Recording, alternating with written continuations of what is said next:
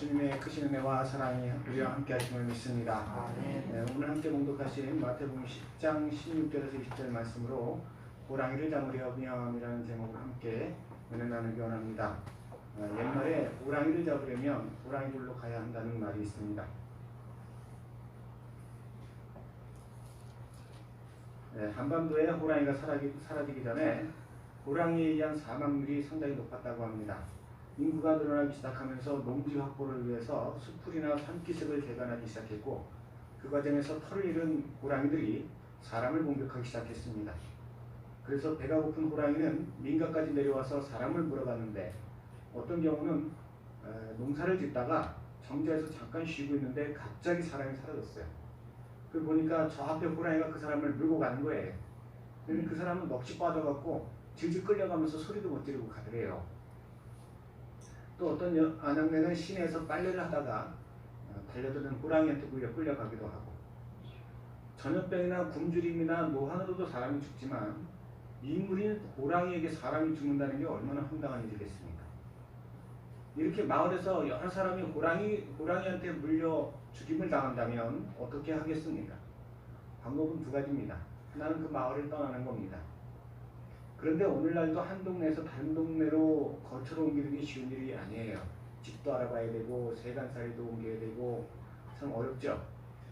더 과거에는요, 우리나라 사람들이 호랑이에게 물려 죽을지언정 대대로 자기 조상이 묻힌 땅, 자기 어머니가 묻힌 땅, 할아버지가 묻힌 땅을 떠나는 건 정말 어려운 일이었어요.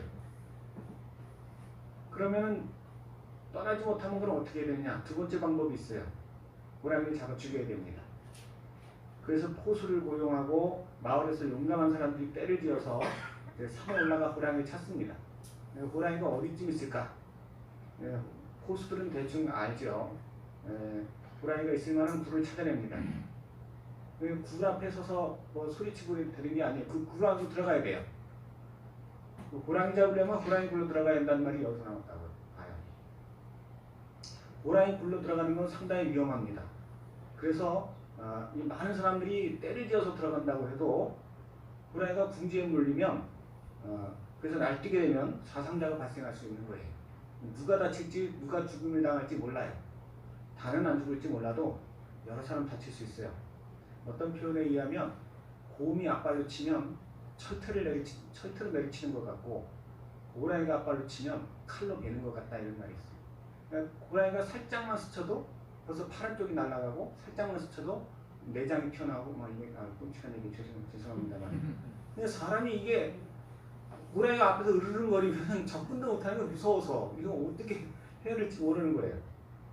그러나 그렇다고 해서 그냥 물러설 수가 없어요. 그냥 놔두면 이 호랑이가 계속해서 마을에 내려와서 사람을 물어가고 가축을 해치고 그럴 텐데, 이 위험을 제거하기 위해서는 누군가 장정들이 나서서 그걸 해줘야 돼요. 오늘날에는 이 호랑이가 거의 멸종하다시피 해서 이제 그런 위험은 없습니다.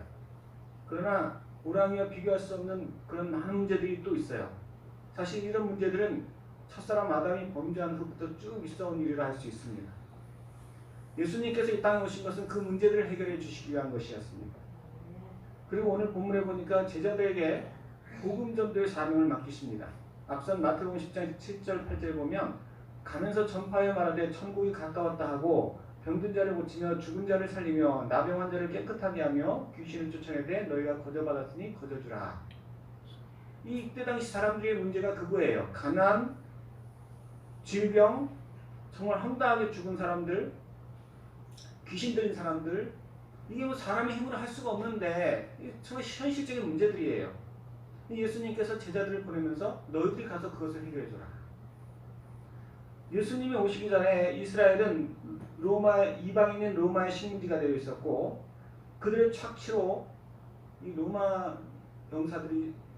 사람들이 세금으로 얼마나 뜯어가는지 모르겠는데 원래보다는 많이 뜯어갔던 것 같아요. 그러니까 뭐 많이 걷어도 소용이 없어요. 막 집에 들어가서 세간살이를 막 뺏어가고 꼭 필요한 것들을 다 뺏어갔어요. 이스라엘 사람들은 계속해서 굶주림과 가난을 벗어날 수 없는 거예요. 또 수많은 질병과 귀신 들림 현상이 잦았어요. 예수님께서 처음 오셨을 때 얼마나 마음이 아프셨는지 눈물을 흘리셨다고 했어요. 그리고 친히 모든 동네를 다니시면서 병든 자를 고쳐주시고 귀신 들린 자를 치유하시고 하나님 나라가 임하였으니 너희가 하나님을 의지하라.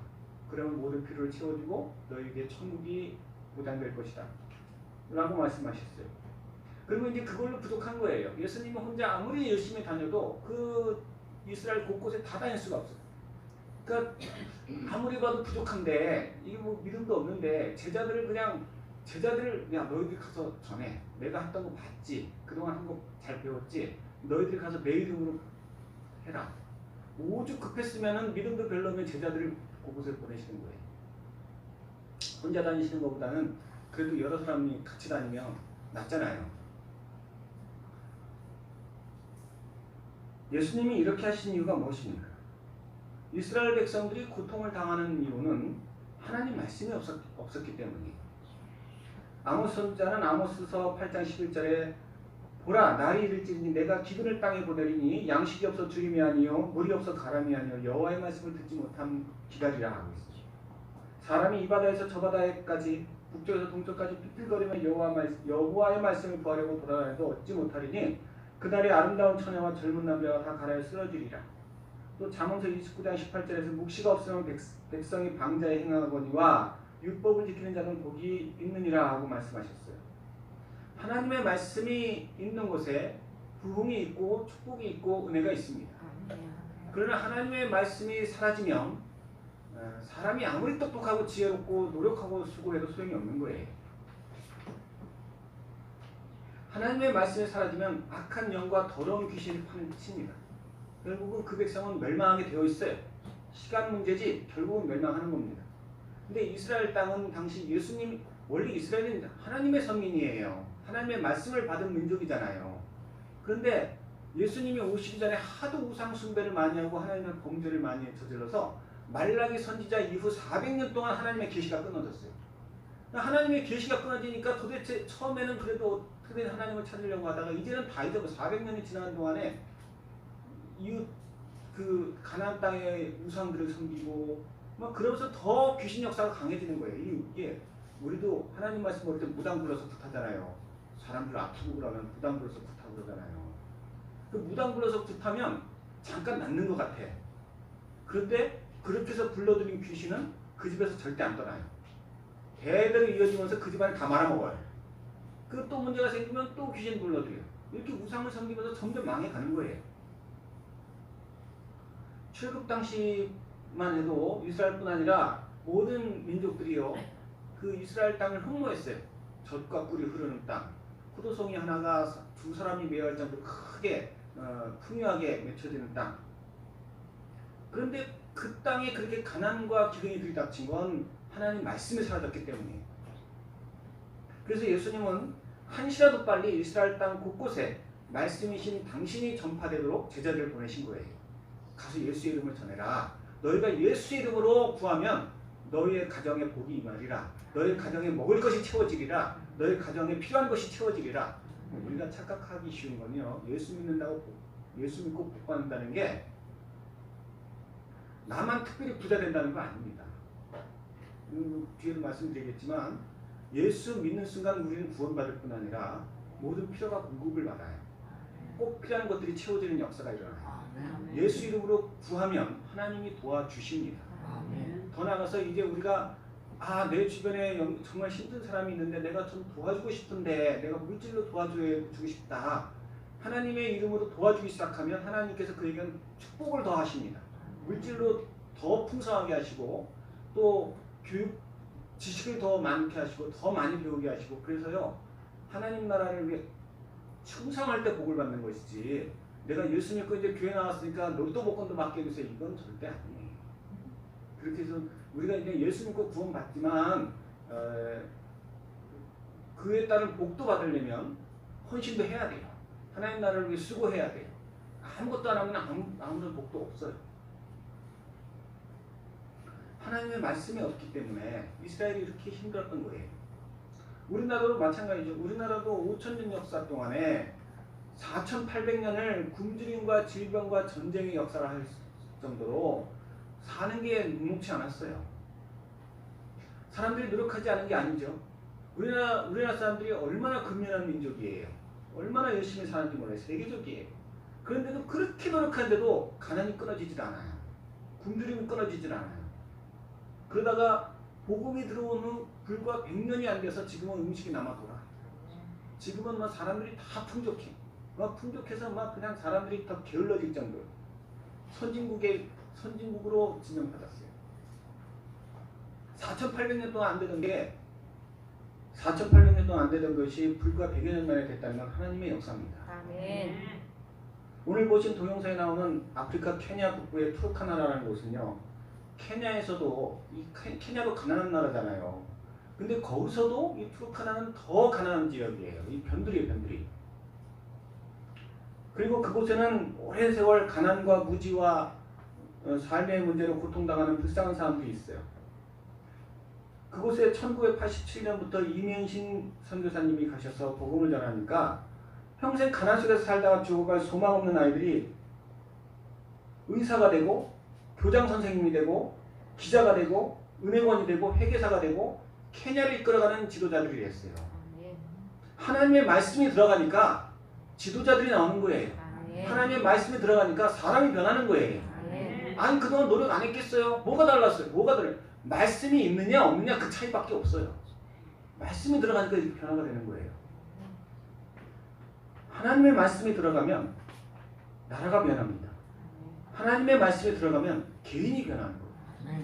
그러니까 우리가 어떻게 말씀을 심어주려고 내가 교회 다니니까 나는 잘 될 거야 이게 아니에요. 말씀이 내 안에 들어와야 돼요. 말씀이 내 안에 들어와서 내가 예수가 믿어지고 내 삶의 문제를 놓고 예수님 이름으로 구하면서 다른 게 아니라 예수님이 날 도와주셔야 돼요. 그러면서 구하는 그런 믿음 정도가 있어야 내가 변하는 거지. 그냥 교회만 다니고 교회 와서 졸고 앉아있으면 그 말씀이 들어간 게 아니에요. 그건. 우리 안에 말씀이 들어가야 됩니다. 그 나라에 말씀이 들어가야 됩니다. 지역사회에 말씀이 들어가야 돼요.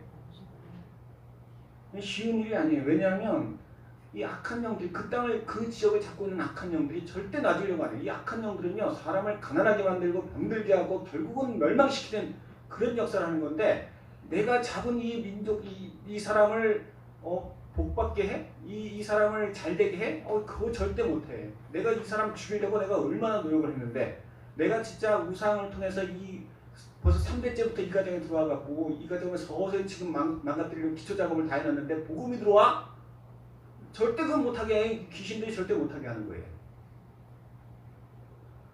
그래서 복음을 받아들이려고 하는 사람을 마음을 어리석게 만들고 미련하게 만들고 복음에 대해서 아주 경기를 일으키듯이 반대하게 만들고 또 복음을 듣는 사람뿐 아니라 전하는 사람들에게도 이 사단이 공격합니다. 그래서 전하고자 하는 열정이 사라지게 만들고 자꾸 복음을 전하는 것보다는 세상 것에 빠져들게 만들어요. 믿음의 성도는 그래서 미리 대비해야 합니다. 예수님께서도 오늘 제자들에게 복음을 전하러 보내면서 16절 전반절에 보라 내가 너희를 보내니 양을 이리 가운데 보낸 것 같다 하고 있어요. 모든 이스라엘이 하나님 말씀에 살아서 악한 영들이 잡고 있는데 이제 복음을 전하려고 한 제자들을 이리 가운데 보내는 양과 같은 거예요. 그리고 17절에 사람들을 상가라. 사람들을 의지하지 말고 그들을 가까이 하지 말아라. 물론 복음을 전하려고 하면 가까이 가야겠지만 그 사람들하고 인간적으로 친해지려고 가까이 하지 말아라. 그들은 다 불쌍한 구원받을 영혼들이지 의지할 대상이 아니다. 그들이 너희를 공회에 넘겨주겠고 그들이 회당에서 너희를 채찍질하리라. 그게 가족이든 친지든 친구든 너희들을 핍박할 것이다. 앞서 말씀드린 바대로 호랑이를 잡으러 가야 하지만 호랑이 잡는 게 그렇게 호락호락한 일이 아니라고 말씀드렸어요. 예수님께서도 마찬가지예요. 16절 후반절에 그러므로 너희는 뱀같이 지혜롭고 비둘기같이 순결하라 하고 말씀하셔요. 뱀은 보통 징그러운 동물로 알고 있지만 고려사회에서는 지혜의 상징으로 알고 있어요. 뱀같이 지혜로라는 것은 지식을 총망하는 얘기예요. 그렇다고 이 말씀이 그러니까 그때 어려움이 닥치면은 이렇게 상황 파악을 잘해서 싹싹싹 피해가라 이런 뜻이 절대 아니에요. 하나님의 백성은 절대 그렇게 못 사는 사람들이에요. 잔머리는 절대 못 굴리죠. 이게 무슨 말씀이냐면 하나님의 말씀을 기피하라는 뜻이에요. 우리가 사단의 공격을 막아낼 수 있는 건 말씀밖에 없어요. 무슨 뭐 내가 잔머리 굴려갖고 이렇게 하고 저렇게 하고 그런다고 해서 피할 수 있는 게 아니에요. 이렇게 피하면 그 집에 벌써 가 있어. 오직 하나님의 말씀만이 나를 지켜줄 수 있어요. 뱀같이 지혜로라는 것은 하나님의 말씀을 더 깊이 의지하라는 얘기예요. 이게 어떤 직군에 종사하든지 무슨 일을 하든지요. 전문직 종사자는 그 분야에 대해서 해박한 지식을 갖고 있어야 돼요. 의사가 명의라면 의사가 정말 탁월한 명의는 다른 의사보다 더 많은 지식을 갖고 있어야 돼요. 그래서 모든 질병의 증상을 꿰고 또 그에 맞는 약과 그 부작용을 속속들이 알고 있다면 그 사람은 명의예요. 근데 그런 걸 잘 모르면 의사는 의사인데 돌팔이가 되는 거예요. 돌팔이와 명의는 종이 한 장 차이예요. 똑같이 의사 면허증 받았어도 얼마나 더 열심히 공부하느냐. 계속 공부해야 돼요. 군인들이 자신들이 사용하는 무기의 사용법은 물론이고 어떤 상황에 어떻게 대처해야 하는지를 잘 안다면 그 사람은 정말 용감한 군인이 될 수 있어요. 군인 중에서 특수부대가 더 잘 싸우는 군인들 있죠. 왜 그래요? 이 훈련 강도도 더 세고 또 전문적으로 교육받기 때문에. 믿음의 성도도 마찬가지예요. 악한 영으로부터 우리 자신을 지킬 수 있는 건 오직 하나님의 말씀인데 이 말씀에 대해서 얼마나 잘 알고 있느냐, 말씀을 얼마나 잘 아느냐에 따라서 우리가 정말 하나님의 쓰시기 합당한 십자가의 군병이 되기도 하고 쓸 수가, 이거는 도대체가 내 새끼인데 이거 쓸 수가 없네, 겨우 구원을 받는 그런 부끄러운 성도가 될 수도 있는 거예요. 특별히 복음을 전하는 이 전도의 순간에는요, 순간순간 성령의 인도하심을 받아야 됩니다. 그 성도는 세상의 다른 어떤 지식보다 하나님의 말씀을 깊이 알고 그 지혜로 충만해야 돼요. 그리고 이를 위해서는 말씀을 늘 듣고 읽고 묵상할 뿐 아니라 현장 경험도 해야 합니다. 이 훌륭한 의사는 어떻게 이렇게 지식이 많아요? 어떻게 이렇게 의학 지식이 많아요? 이건요, 단지 의학 사전을 많이 봐서 되는 게 아니에요. 임상 경험이 많아야 돼요. 환자를 많이 다뤄봐야 이 지식이 쌓이는 거예요. 베테랑 군인도 배워서 하는 게 아니고 전쟁터에서 몸으로 부딪히면서 그렇게 지식이 쌓이는 거예요. 마찬가지로 우리가 하나님의 지혜로 충만하려면 늘 영적 전쟁의 최전선에 함께 해야 돼요. 하나님과 동행해야 돼요. 이렇게 말씀과 기도 그리고 헌신으로 우리가 신령한 지혜로 충만할 때 하나님께서 우리를 영적으로 더 크고 귀한 일에 사용해 주실 줄로 믿습니다. 또 그렇게 사용해 주시고 그에 합당한 축복과 은혜도 주실 줄로 믿습니다. 두 번째로 비둘기같이 순결하라고 하셨어요. 이것은 한마디로 내가 그렇게 해서 알고 깨달은 것에 대해서 절대적으로 신뢰하라는 겁니다. 이 순결하라의 반대말이 뭘까요? 순결하다의 반대말은 더럽다지요. 더러운 건 어떤 상황이냐면 잡다한 게 많은 거예요. 우리 방을 보면 막 뭐 수건이 떨어져 있고 양말 쫙 굴러다니고 막 이러면 더러운 거예요. 먼지가 많아. 근데 깨끗하면 아무것도 없어. 다 정리가 돼요. 그런 것처럼 우리의 마음에 오직 하나님 한 분밖에 없어요. 그러면 그건 성결한 거예요. 근데 막 하나님도 있고 돈도 있고 권세도 있고 내가 생각하고 추구하는 게 많으면 그건 더러운 거예요. 한 여자가 한 남자만을 사랑하고 의지하면 그 사람은 성결한 거예요. 근데 그렇지 못하면 장년이에요. 특별히 하나님의 선택을 받은 성도는 주님 앞에 성결해야 돼요. 우리가 세상에 다른 것이 아닌 오직 하나님만 믿고 의지하면 하나님은 우리를 거룩하고 성결하다 인정해 주실 줄 믿습니다. 그런데 이런 거룩함과 성결함 역시 복음전도와 같이 정말 철저하게 그 임상 경험이 많아질 때 진짜 전도하다가 보니까 정말 어려운 상황도 당하고 힘든 일도 당하고 그럴 때마다 하나님 어떻게 해야 돼요? 그런 걸 자꾸 체험하면서 하나님 그때 도와주시고 그때 역사하시고 이런 경험이 많아질수록 성결이 돼요. 아, 정말 하나님밖에 없구나. 정말 하나님밖에 없구나.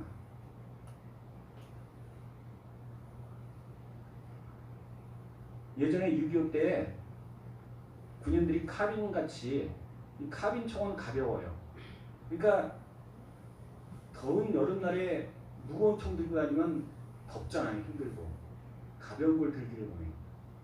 근데 전투에 일단 나갔다 그러면 M1같이 무거운 총을 찾는데요. 왜냐하면 무거운 총이 명중률이 높고 왠지 그게 내 목숨을 지켜줄 것 같으니까. 또 평소에 훈련받기 싫어하던 사람도 호랑이 잡으러 갈 때 되면 지가 알아서 훈련받아. 우리도요. 우리의 믿음이 성결해지려면요. 자꾸 현장으로 나가야 돼. 복음전하러 가야 돼. 아유 나는 이번에 안 가요. 나 안 해요. 그러면 나도 모르게 서서히 성결함이 사라져요. 나도 모르게 자꾸 드라마 의지하게 되고 나도 모르게 자꾸 돈 의지하게 되고 나도 모르는 사이에 어느새 세상 의지하게 되는 거예요. 그럼 내가 어떻게 통제할 수 있는 게 아니에요. 이제 우리가 아우린치를 앞두고 있어요. 어떤 분은 그래요. 이 어려운 시기에 꼭 그런 일을 해야 되느냐. 저는 지금 우리나라가 호랑이가 출몰하여 사람을 물어가는 그 시대와 비슷하다고 봅니다. 호랑이로 인해 온 마을 사람들이 두려움에 사로잡히면 누군가는 산에 올라가서 호랑이 굴로 가야 돼요. 네가 가라 싸울 수가 없어요. 그럼 누가 가야 돼요? 그때는 장정들이 가겠죠. 장정들 중에서도 호랑이 잡아본 경험이 있는 사람이 가겠죠. 포수들이 가겠죠. 안 가면 아무도 안 가면 호랑이가 계속 나타나서 사람들을 자꾸 물어갈 거예요. 그래서 마을 하나가 다 사라진 경우도 있어요. 한 마리씩 한 사람씩 물려가서 그 조상이 묻힌 땅을 떠날 수 없다고 계속 호랑이 밥이 될 때까지 기다리다가 결국 사라지는 거예요. 마을이. 그렇게 사는 사람들은 얼마나 절망감 속에 살겠습니까? 이 세상도 마찬가지예요. 하나님의 말씀이 사라지면 수많은 재앙이 나타나고 귀신의 역사가 나타납니다. 지금 사람들을 두렵게 하는 코로나 바이러스, 델타 바이러스, 람다 바이러스 이보다 더 심한 것들도 나타날 거예요. 하나님 말씀이 사라질수록 더 심한 것들이 더 강력하게 역사할 거예요. 이럴 때 우리가 어떻게 해야 돼요? 꼼짝 말고 있어야 돼? 내 자리나 지키고 있어야 돼? 누군가는 때려잡으러 가야 되잖아요. 누가 가요? 철저한 보호하심을 받는 그 사람이 가야 돼요. 천하 만물의 주인이신 하나님이 지켜주시는 그 사람이 가야 돼요. 딴 사람들이 가면 큰일 나니까. 딴 사람들이 가면 잡아 먹혀요. 아무리 위험에 처해도 예수 이름의 권세를 의지하는 사람은 안전하다는 걸 아는 그걸 믿는 사람이 가는 거예요. 네. 우리가 가지 않으면 더 많은 사람들이 절망하고 낙심할 거예요. 전국이 전 세계가. 하나님이 우리에게 예수 믿게 한 건 우리만 평안하라고 우리만 잘 먹고 잘 살라고 믿게 하신 게 아니에요. 나라에서 군인에게 총을 주는 것은 적군이 밀려올 때 너 혼자 지켜라, 너 혼자 먹고 살아라 준 게 아니에요. 그 총 들고 나가서 백성을 지키라고, 국민을 지키라고, 나라를 지키라고 주는 거예요. 하나님이 우리에게 믿음도 주시고 기도의 권세도 주셨습니다. 그러므로 성도가 나아가서 이 악한 영의 역사를 끊는 작업을 시작해야 돼요. 우리 교회가 작년부터 1년간 예천읍내에다가 거리 전도를 했어요. 현수막에다가 예수 믿으세요. 예수님은 죽음에서도 살아나셨습니다. 예수님은 소망이십니다. 써놓고 아무 말 않고 그냥 복음만 전했어요. 그 중에 한 현수막에 코로나를 이겨냅시다. 기도하겠습니다. 이렇게 써놨어요. 놀랍게도 그 기간 예천은 코로나에서 청정지역이었어요. 1년 동안 코로나가 이 예천을 접근하지 못했어요. 저는 그게 우연이 아니라고 믿어요. 물론 다른 교회들도 기도했겠지만 저는 우리같이 작은 교회가 그렇게 당당히 예수 이름으로 선포하며 나갔기 때문에 더러운 악한 영에 틈타지 못하도록 하나님이 역사하셨다고 믿습니다. 하나님은 낮은 자, 연약한 자, 작은 자를 기뻐하세요. 작은 힘으로 충성하는 자를 기뻐하시고 우리 때문에 저는 우리 충성하신 성도님들 때문에 이 예천을 지켜줬다고 저는 믿습니다. 심지어는 한 번은 경찰이 와서 우리 전도대 보고 뭐라 그러더라고요. 여기서 뭐 이렇게 신고하고 허락받고 하는 거냐고 막 신고하고 하는 거냐고. 저는 악한 영들이 자기 마음대로 이 예천을 휘어잡지 못하니까 공권력을 이용해서 우리를 위축시키려 했다고 저는 믿습니다. 물론 그렇다고 해서 그 경찰분이 마귀라는 뜻은 아니에요. 사단의 역사가 강해지면 경찰뿐 아니라 목사, 장로도 마귀로 될 수 있어요. 어쨌든 우리가 흔들리지 않으니까 더 이상 아무 일도 없었어요. 우리가 뭐라고 하든지 그냥 그 자리를 지키니까 더 이상 우리 손대지 못하더라고요. 마찬가지로 우리가 믿음으로 나아갈 때 하나님은 또다시 우리를 도우시고 승리하게 하실 줄로 믿습니다. 예수님께서 전도대를 파송하시는 기사를 기록하고 있는 또 다른 복음서인 누가복음 10장 17절에 이하에 보니까 어떤 일이 벌어졌냐면 70인이 기뻐하여 돌아와 이르되 주여 주의 이름이면 귀신들도 우리에게 항복하다이다. 그러자 예수께서 이르시되 사단이 하늘로부터 번개같이 떨어지는 것을 내가 보았노라. 내가 너에게 뱀과 전갈을 밟으며 원수의 모든 능력을 제어할 권능을 주었으니 너희를 해칠 자가 결코 없으리라. 그러나 귀신들이 너에게 항복하는 것을 기뻐하지 말고 너희 이름이 하늘에 기록된 것을 기뻐하라 하시니라. 사단이 번개같이 하늘에서 떨어졌대요. 어떤 일이 벌어졌을까요? 가난에 사로잡혀 있던 사람들이 먹고 살게 생기는 거예요. 병마로 고통당하는 사람이 하루아침에 갑자기 병이 난 거예요. 귀신에 사로잡혀 있던 사람이 갑자기 왠지 모르게 마음이 상쾌해지고 회복이 되는 거예요. 왜 그렇게 됐는지 예수 믿은 사람들은 분명히 알겠지만 예수 모르는 사람도 그런 일들이 일어나면서 하나님의 은혜를 잊게 된 거예요. 하늘을 잡고 있는 이 귀신도요, 계급이 있어요. 땅을 잡고 있는, 한 가정을 잡고 있는 귀신이 있고, 땅을 잡고 있는 게 있고, 하늘을 잡고 있는 게 있는데, 그 하늘을 잡고 있는 게 떨어졌으면 그 지역 사회가 다 해방된 거예요. 전부터 몇 명이 가갖고 그 일을 해낸 거예요.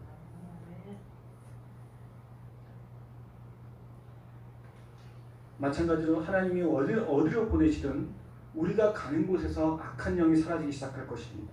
더러운 귀신들이 쫓겨나기 시작할 것입니다.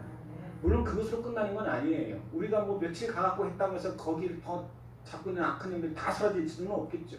뭐 그랬으면 좋겠지만, 그러나 우리가 가서 시작하면 숨통이 트이면서, 저는 그래요.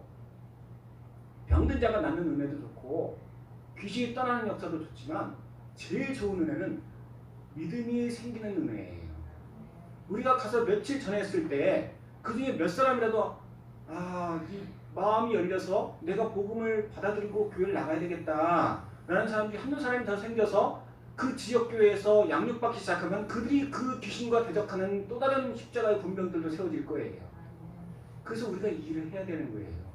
우리가 하지 않으면 정말 지금 이 사태는요, 우리나라의 코로나가 벌써 이렇게 되고, 이건요 하나님이 우리에게 아직은 기회를 주시지만 정말 말세의 때가 가까웠다는 증거라고 저는 봅니다. 하루아침에 끝난다고 않는다 할지라도 우리는 가야 합니다. 더 많은 사람이 가면 더 좋습니다. 사도행전 8장 5절에 보니까 초대교회 집사였던 빌립이 예루살렘의 박해를 피해서 사마리아 성에 내려가 그리스도를 백성들에게 전파합니다. 그래서 어떤 일이 벌어집니까? 많은 사람들에게 붙었던 더러운 귀신들이 크게 소리지르며 떠나가고 많은 중풍병자와 못 걷는 사람들이 나오니 그 성에 큰 기쁨이 있더라. 빌립 집사 한 사람이 그 성에 큰 기쁨이 넘치게 만들었어요. 빌립 집사 한 사람이 그렇게 했다면 한 사람이 더 가면 어떤 일이 벌어지겠어요? 우리가 힘써 복음을 전할 때 하나님은 우리를 통해서 많은 사람들에게 기쁨과 소망을 선물하고 믿음의 일꾼들을 세워주실 줄로 믿습니다. 그리고 그럴 때 우리는 천국의 상급을 기대할 수 있는 거예요. 앞서 말씀드린 것처럼 예수 믿고 축복받는 거는 그렇게 받는 거예요.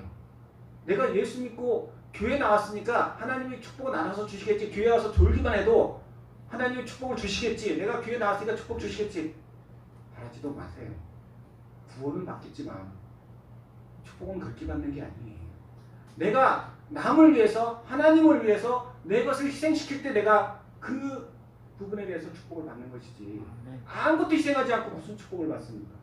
호랑이를 잡으러 가면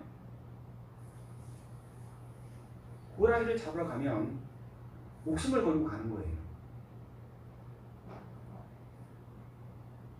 그렇게 해서 호랑이를 잡으면 그 사람이 인류학 스타가 됩니다.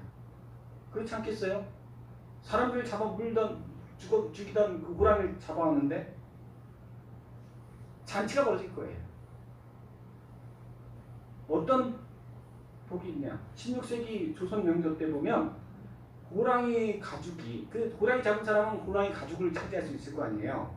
호랑이 가죽 하나가 쌀 60가마를 쳐줬대요. 지금 쌀 60가마면 1200만 원 정도라고 그러는데 얼마 안 되는 것 같이 보이죠? 근데 옛날 관료들이 받는 월급이 쌀 2가마였대요. 그러니까 그런 식으로 계산하면 1억이 넘어 이게. 호랑이 한 마리를 통째로 갖다가 팔면 기와집을 살 수 있었대요. 호랑이 사냥은 힘들지만 호랑이를 잡은 사람은 명성과 부를 거머쥐는 거예요. 우리가 예수 믿고 남보다 더 어려운 수고를 할 때 하나님은 그 사람을 복 주시는 거예요. 그 사람의 삶을 형통하게 하시고 그 자녀를 복되게 하시고 그 앞날을 복되게 하시며 천국에서 상급도 복게 하십니다. 하나님이 우리를 부르신 것은 두려워하게 하기 위함이 아니라 하나님의 영광을 얻게 하기 위함이에요. 호랑이 잡다가 목숨도 잃을 수 있지만 우리는 절대 그런 거 없어요. 왜냐하면 하나님이 당신의 영광 때문에 부르셨기 때문에. 내가 하나님 말씀에 내가 하나님 안에서 축복을 천국을 침노해서 복을 더 받으려고 갔다가 망했어. 그러면 하나님 망신이에요. 그거는 하나님 신실하지 않은 거지 나한테.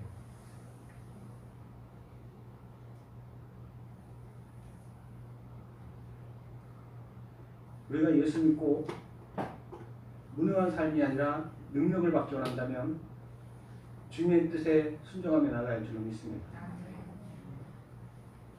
특별히 오늘날처럼 죄가 관영할 때 우리는 이것을 어떤 면에서는 선한 열매를 위한 욕심을 부릴 때다 저는 그렇게 믿습니다. 이 난세에 영웅이 난다는 말 있잖아요.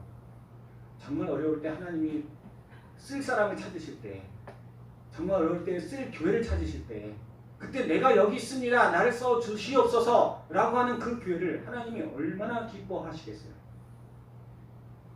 다들 무서워서 예배도 제대로 못 드리고 다들 무서워서 위축되어 있을 때 하나님 우리가 그래도 철저히 방역을 지켜가면서 이 일을 하고자 합니다. 주님 도와주세요. 하나님께서 지혜도 주시고 능력도 주실 뿐 아니라 확실한 하나님의 영광을 보여주셔서 우리로 하여금 견고한 믿음으로 주의 나라를 위해 더 충성하게 나아가게 하실 줄로 믿습니다. 기도하시겠습니다.